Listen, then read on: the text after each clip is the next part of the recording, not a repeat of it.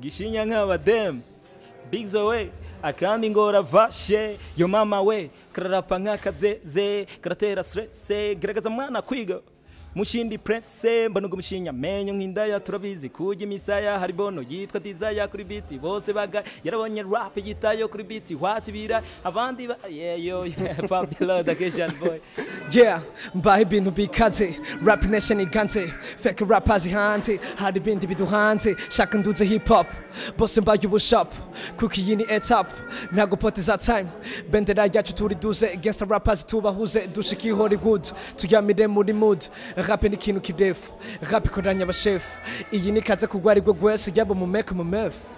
Hello my niggas Fabio the Christian boy FABELOVE nimero yanje maranye bihe kwaza ndakwibarize nawe yiwawe irihe sirefise ni million sumba amategeko million kuvyukuri kweli sindi rasta barasendo mu rap Africa gozira y'umuriro Fabio real mu master kizigenza ndi gangster ndu munegre kubanza ndemera bibiliya sagasiri kwekesha ku mabiti ntamayeri ni jewe nyene bitumwani samafyeri kuko nta nuwundi kakakamira yop niyo yankunze ngo inkuramwo rubunze niko jewe ngwangwa ntacyo mbuze je ndatunze basoma kagwa nanje nkisomera matayo ngo mu muziki hararyoshye je nzogumayo rabashaka gapera mu kumbona mwikamera so jemode soja reka tunda bakipera as take my verse sija kuja kwa kasi vina zangu ziko fresh mina vuma kila fasi.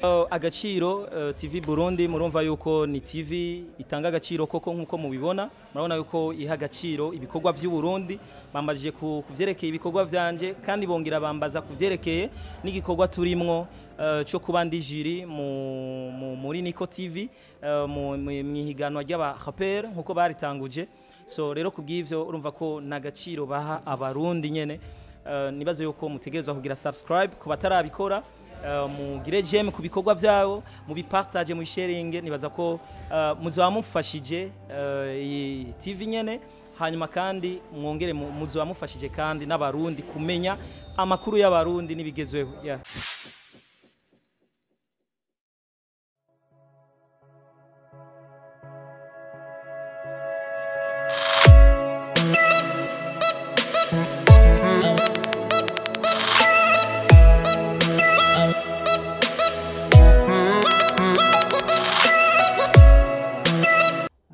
bakunze bagaciro TV Burundi ibintu vyashushe rero ibintu vyashushe mu muziki w'u Burundi aho hip hop nayo nyene igomba kwerekwa ikibanza ciza nka R&B vyari bimaze imisi umengo R&B niyo iriko kibanza cyo hejuru ariko amwe mu mateleviziyo akorera online harimwo imwe yitoye iravuga iti twebwe turagomba guteza imbere igisata c'umuziki wa hip hop hanyuma icirategura amahiganwa dasanzwe aya mahiganwa yarateguwe aho bakoranije journaliste batandukanye muri conference de presse yabaye itariki 27 z'ukwezi kw'indwi hari kuwa mbere w'indwi heze muri Star Hotel baravuga bati umudiho rero wa hip hop ntitwogumiza ngahuri turabona yuko umengo waracinyijwe turabiye kuri R&B bacha baravuga bati rero reka dutegure ihiganwa rya hip hop muti vyagenze gute rero nkuko Niko TV yari yabishikirije ku mugaragaro muri press conference yabaye izo tariki 27 twabwiye aho hejuru z'ukwezi kw'indwi hahiganywe amazone atandukanye mu gisagara ca Bujumbura akaba yaserukiwe n'abaririmbyi batandukanye aho zone imwe yaserukiwe n'umuririmbyi umwe muti ni bande rero murifuza kubamenya hariho Kanyosha Nyakabiga Kamenge na Buterere muti Kanyosha yaserukiwe nande yaserukiwe n'umurapere yitwa Jay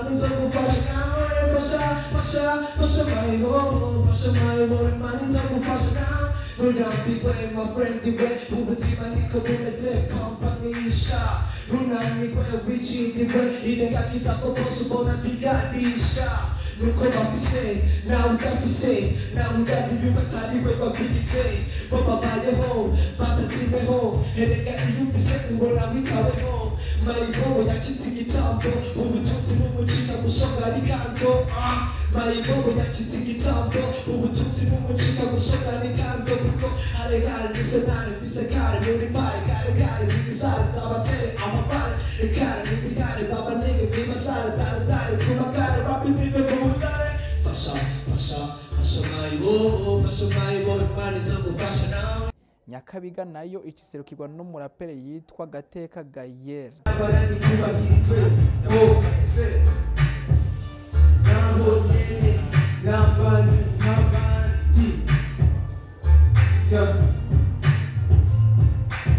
Abantu kuri isi tubayeho gutandukanye babavugiye mu buzima bwiza butagaje hakaba n'abandi byabo bimenywa nabo batawubaserutse katawumenya umunsi wabo abo n'abandi sabana bavuye wabo baje mu gisagara kurondera ubuzima ariko kugira kubeshwa cika babayeho amafesa babaye benshi bahindukana bobo tutu benshi bararyama nibatotiro bagize barayidose bimwe benshi twashyize ubuzima babaye ngo bura babaje sino gutera n'ukuri birashabuje kubona abana birirwa bibarabara hakabura n'umuntu n'umwe yobafasha icyo kibazo kiradaba kirakuraba wewe wese uriko kumviriza ubu butumwa bwa agateka kumana ngo mwibanabara kubahirize ntabwo nyine n'abantu nk'abandi.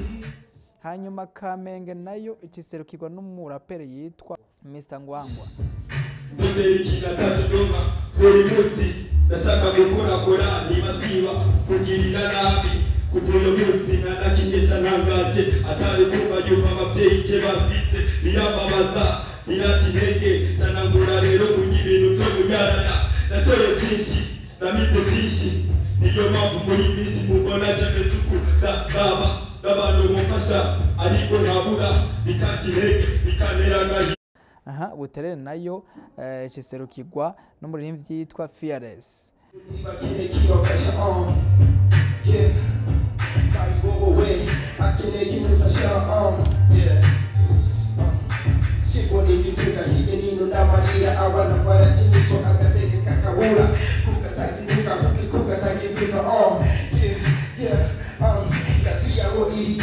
Ibera mu mihanda bavuga muri tale gufungura ibisanga bajyama kuba karato numakona mashuka n'ibirepe agati gito muri town bahateza n'ikirenge basegereza bahita abandi bapita bakagomba n'imituga agateka kabo n'ukuri sindakabona nafi yabo irigize. Jiri rero nayo muti yarigizwe n'abandi yarigizwe n'umumenyeshamakuru mumenyereye wo kuri radio iririmba RFM ariwe Kivodo hamwe na Fabirov yiyita Master mu mudiho wa rap asanzwe afise uruhara runini muri uwo mudiho wa hip hop hamwe na Dr J asanzwe ari umuraperi nawe nyene azwi wo muri zone ya Kinama. Ihiganwa rero muti ryarangiye gute? Ryarangiye bane, ryarangiye babiri muri abo batsinze, no kuvuga ngo hatogwamwo babiri muri abo bane. Hatsinze nde? Hatsinze uwaserukiye Kanyosha ariwe JP hamwe n'uwaserukiye Kamenge ariwe Mr Ngwangwa. Hanyuma zone Buterere nayo be na zone Nyakabiga zikaba zatashe zirayoye, ariko ntitwobirandisha ntitwona baca intege ejo nahabo. Kumbure ngira ngo hariho n'izindi TV canke abandi boshobora gushira imitahe muri wa mudiyo wa hip hop bakavuga batereka tubateze imbere nabo babonye ibikorwa bariko barakora bagategura yandi mahiganwa nabo bakaba bambere na mwabujya bazo barabonye ingene bikorwa ingene bipanze ingene abambere batowe n'ivyisunzwe.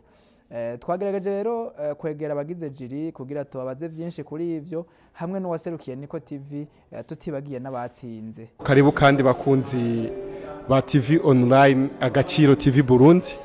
Twaramutse twishikira ahari ko harabera competition ya hip hop yateguwe na TV online yo mu Burundi yitwa Niko TV. Twaramutse rero dukurikirana iryo higanwa, turamutse tugera ku musozo waryo kuri quart de finale yabaye no munsi, urumva ni kimwe ca kane abari muri shiri mwababonye tugize amahirwe yo guhura n'umwe yarimwo akaba ari umurapere musanzwe mumenyereye Fabilov reka abanze kwanza abaramutse.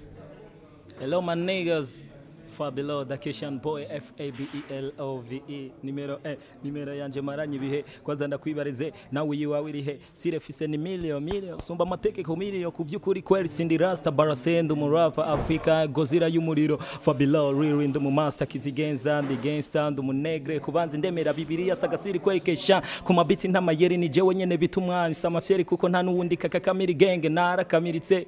Yeah, dumu happy Fabrice ndi babi kuri flow kuri KP vuga benda guterevesi igira be my free umvi vesi ndagushire kuri match nkora kuri beat ubuhinga kuri speed abapet kuri bench bari ku mubari barabizi ko ndi hero. Yeah, Fabilo Dakeshan boy yo. Ndabaramukije mwese mwe muriko muradukurikirana. Ongere ndakuramutse nawe wenyene wampaye jambo. Yeah man. Okay, murakoze cyane aka master mwamwumvise yikoze no mu gahogo abereke ko ivyo bintu ari wawe ni musanzwe mumenyereye Fabilov. Aha mu Burundi muri hip hop usanzwe wemewe uvyakira gute wewe muri we? Ndavyakira neza kuko iyo ukoze hanyuma abantu bakakwereka feedback bakakwereka yuko ivyo ukora vy'ukuri bariko barabikurikirana ku buryo bagushira no ku kibanza ciza biragutera courage ariko ntibigutera ubwishime. Je bintera courage yo kubandanya ndiko ndakreya cyane gose bitandukanye n'abandi ushobora gusanga hari umuntu ushobora kubwira ati urabizi kumbure ko ushobora gusanga ari na promotion mugaga gace yumva kabizi gace yiryama mu gitanda agira gute.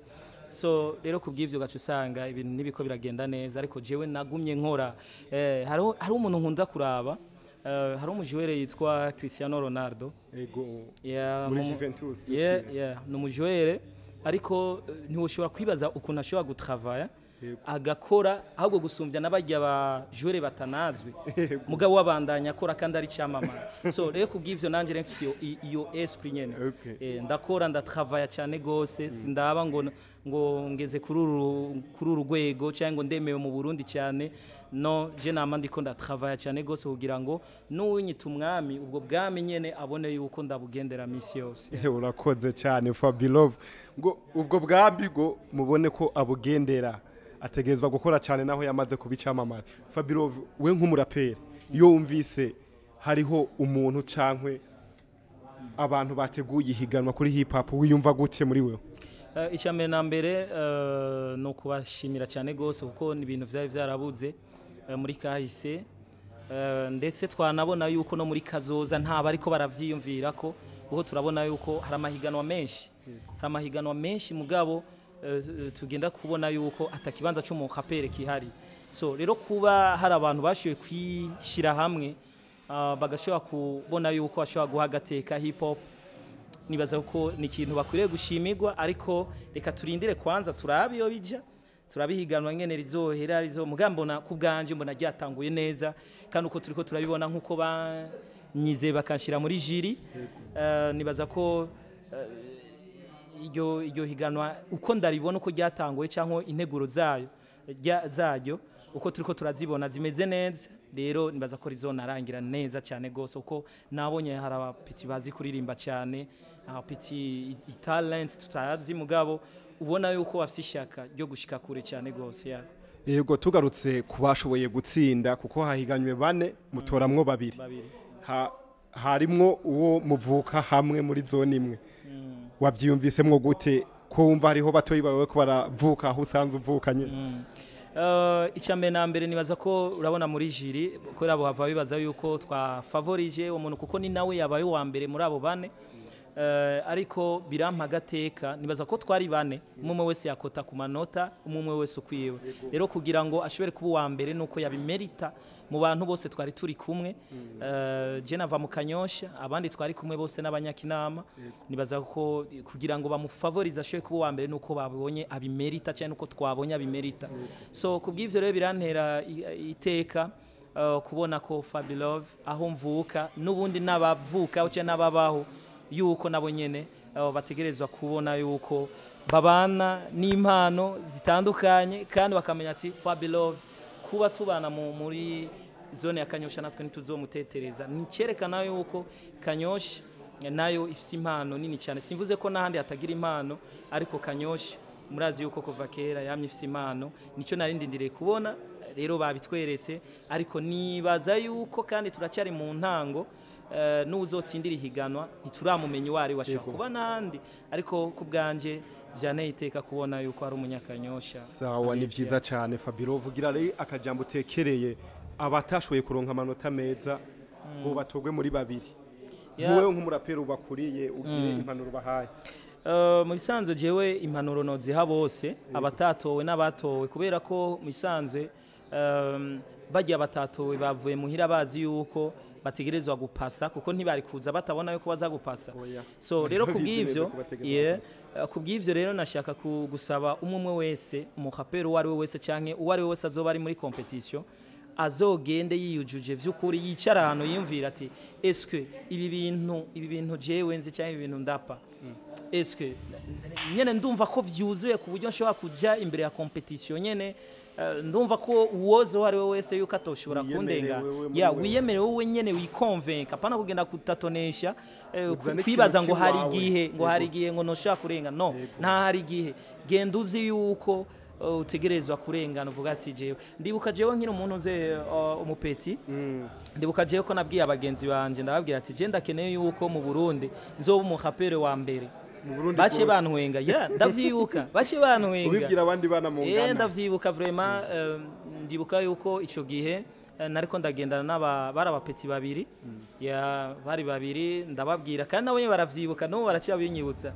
baci bambwira ngo urashobora kuko ico gihe umuntu yari hejuru yari umuntu bita T-Max hariho n'abandi mugabo bakambwira ati ivyo ntibibaho eske uribaza wowe ko ushobora kugira me pour moment barabonye yuko bishoboka vyose birakunda ni nguvu no gucrea no kurondera kugira ama recherche donc iyo ugize recherche ibintu vyose urabishiranga jewe sinzi rap kurapa gusa no na n'ibintu vyinshi vyayo Socrates za ndazizi kenshi ndakunze no gutanga ibiganiro vyavyo ndumva kuri rap uri umuntu akomeye cyane tuzorondera umwanya mwiza kugira n'abatayizi ugire akajambo ubabwiyeko hama ihiganwa ryatanguye riko rirabandanya ni giki wabonye abariko bararitegura bokosora ahantu boshira inguvu ko tugize imana hakaza abantu batanguza ayo mahiganwa mu bisanzwe je bavuga ngo nta nyambi buragahonzi mugabo birashobora gushika ugasanga nta gahonzi karimo sawa jewe mu mwihiganwa ndiko ndaraba muri Niko TV nta kibuze no ngaha mu ntango je ndiko ndabona vyose ari sawa kabisa bimeze neza cyane urumva muri makuru ashima muri make ndashima nta kintu na kimwe ibintu byose bitunganije mu buryo buri professionnel donc urabona yuko mu gutanga ijambo mu guha jiri kavuga makosa yabonye ku baririmbyi hanyuma kandi tukabaha amanota hanyuma umuririmbyi tukamubwira kuco twavuze tukamuha ijambo nawe akagira icyo bivuzeko donc uravye ni ibintu byose ko bitunganije neza cyane bimeze neza mwavuga amakosa y'umuntu nawe akayemera atiza impanuro mu mpaye nk'abavandimwe ngiye kuzikurikiza no kuri Fabiro twagushimiye cyane umwanya duhaye murakoze cyane TV tugusabe akantu dukorera kuri master gatoyi gishinya nk'abadem big zoe akandi ngora vashe yo mama we kararapa nk'akazeze karatera stress geragaza mwana kwiga mushindi prince mbanugo mushinya menyo nk'indaya turabizi kujya imisaya hari bono yitwa Desire kuri beat bose baga yarabonye rap yitayo kuri beat watibira abandi Fabio the Asian boy maniga master iyi ni Agaciro TV Burundi gira icubwiye abakurikirana Agaciro TV Burundi murumva yuko ni TV itanga agaciro koko nkuko mubibona murabona yuko iha agaciro ibikorwa by'u Burundi bambajije kuvyerekeye ibikorwa vyanje kandi bongera bambaza kuvyerekeye n'igikorwa turimwo cyo kuba ndi jiri muri Niko TV mu higanwa ry'aba rapper nkuko baritanguje so rero kubw'ivyo urumva ko nagaciro baha abarundi nyene nibazo yuko mutegerezwa kugira subscribe ku batarabikora mugire j'aime ku bikorwa byabo mu bipartage mu sharing nibaza ko muzaba mufashije iyi TV nyene hanyuma kandi mwongere muzaba mufashije kandi n'abarundi kumenya amakuru y'abarundi nibigezweho murakoze cyane Fabiro Imana iguhezagira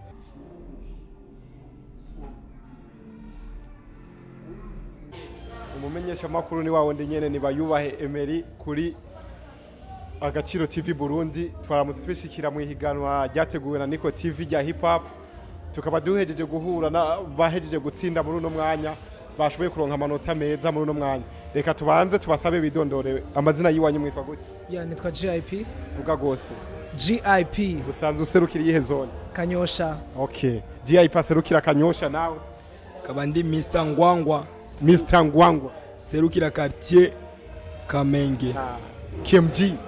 Okay, ni vyiza cyane.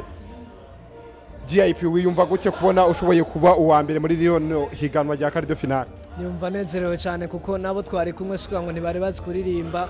Ya numva nezerewe ko nashoboye guhitwa mu bandi benshi bari babizi. Ndanezerewe cyane. Uki uri kuraraba jiro utaratangura kuririmba, ni uwuhe mujiriste watinya? Bose nabatinyo kose n'abanyamateka, nategetse kubona ko banegura kabisa kose ndabubaha ya. Ego, GIP urabaye wa mbere, witeguye gute kurindi higanwa riri imbere yiwawe? Ya ni kuvuga yuko amarepeti yaguzwa na kabiri kugira ibintu bishobora kugenda neza, senga n'Imana cyane ishobora kumfasha mu rugamba ndimo. Ego, baguha impanuro nyinshi, ni gikugiye gukora wewe nka GIP kugira uzoze uri GIP mushasha atandukanye uno munsi? Yes, cyo ngiye gukora ni cyakindi nyene na marepetition menshi kugira nsubire nishire ku mwanya sport nyinshi yaga. Niki wo hanuro uyu mugenzi wawe yabaye wa kabiri? Ya ikintu no muhanura nuko nawe nyene yogira ingufu nyinshi kugira urugamba ruziryohe turyohere n'abafans bo. Ico wobwira Niko TV yateguye rino higana? Niko TV ndayishimiye, ibi bintu twari doretse kubibona mu gihugu cyacu Burundi, aho twari dusanzwe tubura aho duserukira, ariko Niko TV irabereye akarora yandi ma TV online. Nico nagira nsabe nandi ma TV online yumvire kuri hip hop y'u Burundi kuko nayo nyene n'umuziki nawo nyene. Ya gira rero ubwiye abakunzi ba TV Agaciro Burundi bariko baragukurikirana muri no mwanya. Ya abakunzi ba TV Agaciro ndababwiye ko mwobandanya mukurikirana rino higanwa cyane cyane mushobora gutera n'inkunga cyangwa mushobora kugirane ku bantu baba bashoboye gutorwa navyo nyene, biba bikenewe apana kubirabo ko nyene.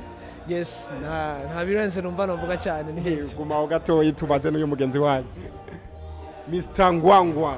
Yap. Wiyumva gute kubona washoboye kuba uwa kabiri muri rino higana?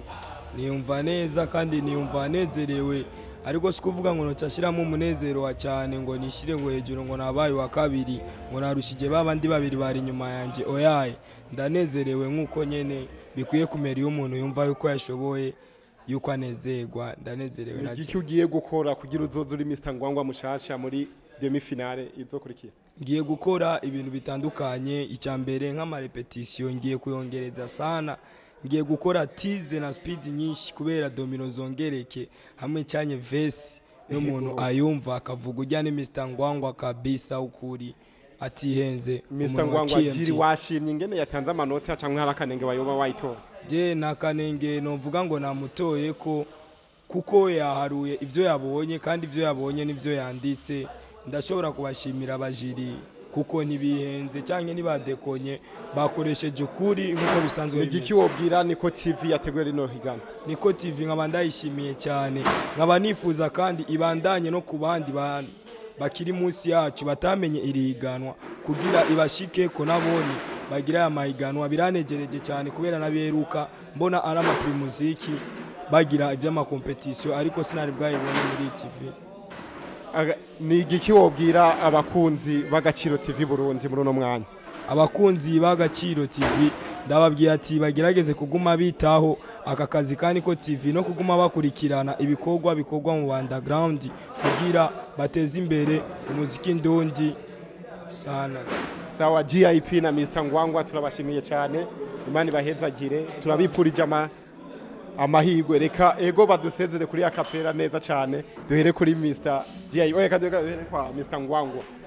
Yop niyo yankunze ngo inkuramwo rubunze, niko jewe Ngwangwa ntacyo mbuze je ndatunze, basoma kagwa nanje nkisomera matayo ngo mu muziki hararyoshye je nzogumayo, rabashaka gapera mu kumbona mwikamera. So jemode soja reka tunda bakipera as take my verse, sija kuja kwa kasi vina zangu ziko fresh, mina vuma kila fast. Mwamumvise ni Mr Ngwangwa nawe akapera Mr GIP from G Ken Empire. Yeah, mbaye ibintu bikaze. Rap Nation iganze. Fake rappers hanze. Hari ibindi biduhanze. Shaka nduze hip hop. Bose mbaye ubushop. Kuko iyi ni etape. Ntago poteza time. Bendera yacu turi duze. Gangsta rappers tubahuze. Dushiki Hollywood. Tuyamire muri mood. Rap ni ikintu kidefu. Rap ikoranya abashefu. Iyi ni kaze kugwa aribwo gwese. Yabo mu make mu mefu. Sawa, reka duhere kuri Mr. Ngwangwa tukubaza kano kabazo. Ni giki wewe wumva wobwira umuntu yashatse gufasha hip hop ariko atarabikora bivanye n'ubwo bakanaka cyangwa n'uburyo akibura cyangwa kubura izo ntege zo gushaka gufasha hip hop, wewe wo muhanura iki n'igiki wovuga? Jewe ico no muhanura shaka ndamutera intege uyo muntu yumviriye gufasha hip hop abishiremwe intege nyinshi kandi n'Imana imwongera izindi ntege kugira abantu ba hip hop baronke ijambo nabone kubera R&B biravugwa cyane mugabo uyo muntu ashobora kuba yariyumviriye hip hop n'umuntu yoba afise ubwenge akurikiranye hip hop akayumva ibintu vyayo niyo mpamvu no mutera intege nkamusabira no ku Mana agume yongereza ubwenge bwinshi kuguma afasha abantu ba hip hop ndetse n'abandi batarashikirwa benshi. Twebwe twamaze kwishikira ngaha turi Agaciro TV Burundi. Ni giki utubwiye, ni gikutu ubwiye abadukurikirana, ni biki bogira ku mbuga ziwacu? Aba bakurikirana nshobora kubabwira babakurikirane cyane kandi cyane kubera igikorwa mukora kirahambaye cyane, sigikorwa gitoyi, igikorwa mukora kirahambaye cyane kandi n'igikorwa gituma abantu bamenyekana n'ibintu bitera imbere ndetse n'igihugu cyacu gitera imbere. Agaciro TV kweri ni mukomeze murashoboye. Komera Mr. Ngwangwa. Ya Gachako Drama Frigaden Boy Amoda Screamy. Mr. Ngwangwa. Okay, Mr. GIP nawe wetu ni kakabazo nyene tugarukako. Hariho abantu benshi bifuje gufasha hip hop ariko ntibarabigerako bivanye n'inguvu nkeye cyangwa ubwoba cyangwa bakavuga ati hip hop ntacimaze kadufasha indi midiyo. We ni giki wobabwira? Jewe ikintu babwira nuko nkabo babura mwaye y'ukuntu bashobora gufasha. Ico no basaba nuko hip hop kuyifata mu mugongo canke kuyishigikira si mu nzira imwe. Yes, nyimba washatse gushigikira hip hop mu kwigisha ibijanye na hip hop ukabona ntibiko birapasa arabi yindi nzira ushaka kubicishamo kuko hajya uvomera inzira zose kuko nubuzi zokwera kare yaga niwe ndababwira ati shiramo inguvu nyinshi babandanye bakomeza ugo rugamba ntibacike intege ngo nuko kuvyo bariko barabona hajya nta kintu ushaka kuronka nyene udapambanye. Ndabateye intege babandanye bakora uko twahora tubona ibintu kera ubu biko birahinduka ibintu nk'ibintu vyahora bihari mugura na Pablo. Ivyo nivyo Mr. GIP asaba abariko bifuza ko bofasha hip hop. Twebwe turi Agaciro TV Burundi twashitse ngaho gukurikirana rino higanwa, ni giki utubwiye, ni gikubwiye abadukurikirana kuko nawe no munsi bariko barakubona? Ya ndabashimiye sana kabisa, ndabashimiye mwakoze ikintu nk'abantu b'abagabo mwabonye mwavuye mu bandi benshi batashoboye gushika hano. Ndabashimiye sana mu kibanza c'abaraperi mbere no vuga ati nka bose bari muri no higanwa. Ndabatera n'intege cyane turazi ko akazi kanyu mukora karagoye cyane. Karagoye nungu usanga hari abantu babaza yuko akazi karusha ariko yakazi ko kuropora kubuyede akakazi kaba bajama karagoye abantu mudukurikirana karagoye. Ico no vuga no kubasabira imezagiro ku Mana TV yanyitera imbere nkasaba n'abantu babakurikirana babandanye bagira ama partage no mu bandi benshi batarashobora kubona ibiganiro vy'iti. Yego na cyane kaga kengere no ka Urakoze cyane Mr. GIP. None nayandi mazina usanzwe witwa? Yeah, mu bisanzwe je banyita Gang Master Gangster Rapper aka GIP aka GNG nkabamba muri Kenny Empire, you know me. Asante sana Mr. GIP. Turabashimiye bakunzi b'Agaciro TV Burundi. Tubemereye yuko tuzobandanya dukurikirana rino higanwa kugeza kuri finale mpaka tubonye uzotahukana wa miliyoni. Toujours umujournaliste ni wa wundi nyene ni bayubahemeri batazira B Pro. Uno munsi twaramutse twishikira habereye higanwa Niko TV yateguye rya hip hop. Wariteguye waserukiye Niko TV ari ngaha turi kumwe, reka tubanze tumuramutse turabaramukije. Yes, murakoze cyane muraho. Turaho cyane musagiye akaji. Musanzwe mumumenyereye ni Bendrick, musanzwe mumumenyereye akazakora muri TV Niko nyene muramuze cyane ntitorinda kumudondagura sana, reka tubandanirize. Bendrick, igikorwa muragitanguye kirabandanije mugeze muri quart finale, mwiyumva gute? Yeah, good bro. Turimva neza kubona dushobora gukora igikorwa higashimwa tukabandanya avec bitavanye na temptation ducamwo bigeragezo byose tugenda ducamwo me turafocusinga imbere tugafightinga tugashika aho dushaka gushika. Ntidushaka kuvuga cyane aho uburyo buva, ni zihe ntambamye uri kurahura nazo muri riri higanwa mu bijyanye n'uburyo ko munamengo hasabwa ibintu byinshi? Ya bro, nashaka kuvuga ati ubwa mbere na mbere nyitangura rino higanwa abantu babona ko menga ibintu byoroshe, narazunguruka muri quartier nkadondera abantu bafise amatalent, urabona nkazunguruka izuba ibiki, donc ibintu bya mbere mvuga kari bigeragezo nagize parce que naratembera cyane kugira ngo ngizo mpano zabo bantu gushika bashikira no muri quart de finale.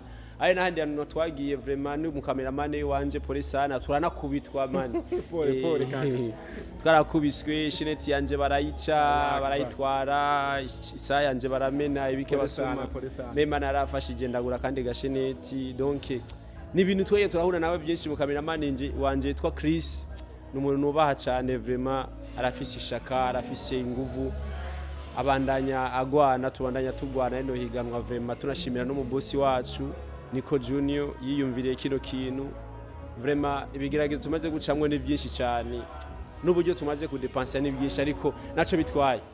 Yego ntibiguca intege ibintu ugenda urahura navyo, urageze kuri urugwego uratoye jiri, wabonye jiri igikorwa wayitumye ico mwayitumye mwebwe nka Nico TV bagikoze neza? Yeah bro, ikintu novuga ati ino jiri twatoye n'abantu bashoboye, abantu bafise ubunararibone muri kino gikorwa. Fabelove n'umuntu umunyamuziki umurapere twubahanga mu gihugu cyacu cy'u Burundi, arafise ubushimwe bwinshi bwa award amaze kuronka za rap.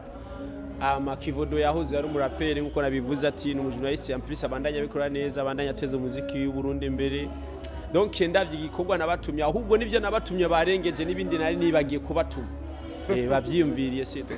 Urumva ariko arashimira jiri yagerageje gutora, bamukoreye ibintu byiza ariko arashima. Sedkey turabandanya none demi finale iteguwe gute ko mbona muri quart de finale haje bakeyi abandi bazoyigira ryari? Ya ikintu gihari twashaka kubabwira yuko quart de finale yateguye mu migwi 3, turafise abaririmbye 12 bashoboye gutogwa no musiyagize bane, l'autre vendredi hazoza abandi bane, ama yindi vendredi kandi haze abandi bane, hanyuma baje muri demi finale, abazoje muri finale bitariki 4 z'uku 9, demi finale izoba le 28 z'uku 8. Urumva ko ibikorwa ikiba itariki 4 z'uku 9. Ya muri demi finale hazoshikayo bangahe? Muri demi finale hazoshikayo abantu batandatu parce que pas quart de finale ko ari abantu bane, havamwo babiri agasigara babiri. Hama muri demi finale hazoba abantu batandatu, hazovamwo batatu hasigare batatu, hama baje guhigana muri finale uzoshobora kuba wa mbere umuriyoni w'amahera marundi samahera make, azogorwa audio akorerwe na video na promotion vyose, wa gatatu azohabwa n'uwa kane bose bazohabwa. Murakoze cyane n'uwa gatatu. Murakoze cyane, urumva ko atawuzokorera ubusa bose bazohabwa ubushimwe.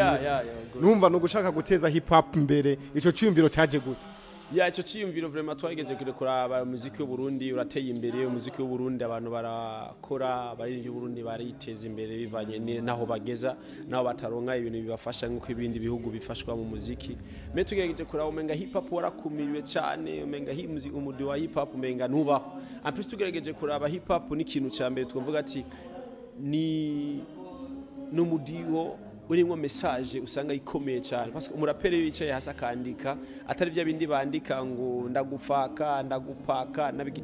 Umurapere yicaye hasa kiyumvira neza usanga ari umuntu yanditse ibintu by'inkora mutima byubaka.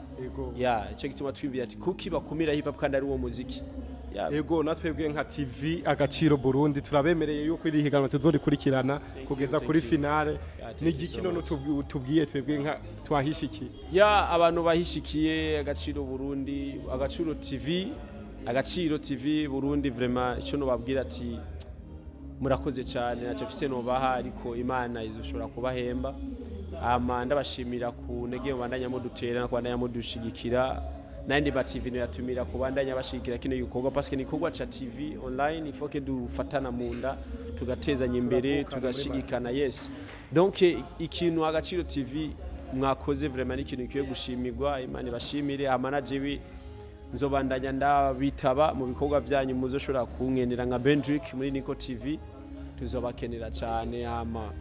Navyisi bise no vuga vraiment nanezerewe cyane kubona mwashoye kunera rino teka mukaza umwanya wose gukurikirana no mwanya kuri Agaciro TV Burundi ya abantu bako bakurikirana Agaciro TV kuri no mwanya nabwiye ati gira subscribe ku Agaciro TV hajya mubandanye muronka ibintu vyiza biri top nyene ibintu biryoshye vraiment bana batipe barakora vraiment ni TV iri kwiraza itavyorosha ikwiza neza mubandanye mubasupportinga kujya nyene mwasupportinze niko TV mubandanye musupportinga na Agaciro n'izindi media me genda muri YouTube utaragenda muri YouTube sivupe genda wandike Agaciro TV Burundi chuwabona haja uchufyonda kuri Instagram izina niryo nyene Facebook niryo Twitter niryo original ibintu byose ni mafuta sana mwananye mu abafisa ibyuma bigezweho ama microphone meza kamera nziza wana masara mingi na sani bon ya hama ndi kumwe n'umukameramani wanje bayubahe bambe umujournaliste wanje bayubahe Emery abo mukameramani ndikunda kumuvuga cyane me mukameramani wanje kuri Niko TV ndamwubaha cyane man oya uyu je nanje ni respect sana ye ndamwubaha cyane parce que n'umuntu akora ibintu je ndamwubaha sishobora no kumuvuga izina je namuvuga izina ni Chris afise isura nziza sana ikaba kandi nambi cyane je sinomuvuga izina ndamwubaha vraiment full respect guys I love you so much respect yeah, thank you